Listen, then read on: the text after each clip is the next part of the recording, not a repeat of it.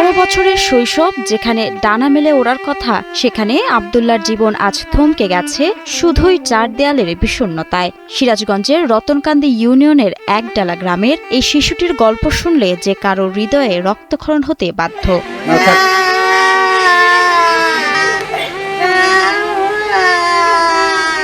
11 বছর বয়স, কিন্তু দেখতে 3 বছরের শিশুর মতো। অবিশ্বাস্য মনে হলেও এটি আব্দুল্লাহর নির্মম বাস্তব। মাত্র 6 মাস বয়সে টাইফয়েডে আক্রান্ত হওয়ার পর থেকেই তার শরীর যেন এক মরণ ফাঁদে বন্দী হয়ে যায়। থেমে যায় শারীরিক বৃদ্ধি, অচল হয়ে পড়ে 2 হাত, আর মাথার আকৃতি অস্বাভাবিকভাবে বাড়তে থাকে। যে বয়সে হাতে বই থাকার কথা, সে বয়সে আব্দুল্লাহর 2 চোখে জমেছে কষ্টের পাহাড়। বাচ্চা হইলো তখন তো ভালো বাচ্চাই তো হইলো।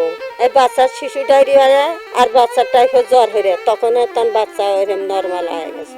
আব্দুল্লাহর বাবা নোমান নিজেও বাক ও বুদ্ধি প্রতিবন্ধী।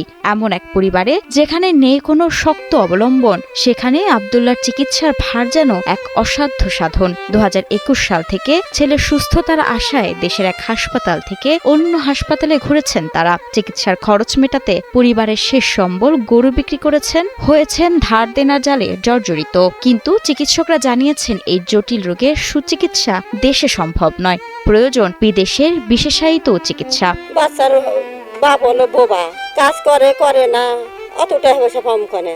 বাউডু বোবা, আবার মাও এক পুত না, মায়েরও গলার সমস্যা। ছোয়ালে হি চিকিৎসা করবো না, বাবা হি চিকিৎসা করবো, এটুকুই আর এই অবস্থাতেই এরা আছে।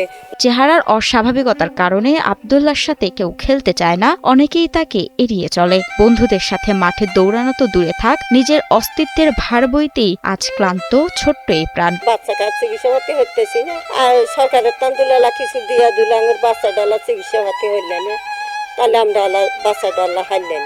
আব্দুল্লাহর মা আজ 2 চোখে অন্ধকার দেখছেন। সমাজের বিত্তবান ও সরকারের কাছে তার একটাই আকুতি, আমার বাচ্চাটাকে বাঁচান। যদিও জেলা সিভিল সার্জন ব্যবস্থা নেওয়ার আশ্বাস দিয়েছেন, কিন্তু সময় দ্রুত ফুরিয়ে যাচ্ছে। দ্রুত উন্নত চিকিৎসা শুরু না হলে আব্দুল্লাহর অবস্থা আরো জটিল হয়ে উঠতে পারে। যদি এটা বাংলাদেশে সম্ভব হয়, আমরা আমাদের পক্ষ থেকে তার চিকিৎসার জন্য আমরা সরকারিভাবে তাকে ওখানে আমরা রেফার করব। আর তার আগে আমাদের মেডিকেল টিমটা করে আমরা দেখব যে এটা আসলে কি। আব্দুল্লাহর কি কোনো অপরাধ ছিল? এই নিষ্পাপ শিশুটির কি অধিকার নেই সুস্থভাবে বেঁচে থাকার? আসুন যার যার অবস্থান থেকে আমরা এই পরিবারটির পাশে দাঁড়াই। আমাদের সামান্য সহমর্মিতা আর সহযোগিতা হয়তো আব্দুল্লাহ ফিরে পেতে পারে তার হারানো শৈশব। মানবতা যেন হেরে না যায় দারিদ্র্যের কাছে। আব্দুল্লাহর হাসিতে ফিরে আসুক পৃথিবীর আলো। মাহমুদা মুন্নি, 71।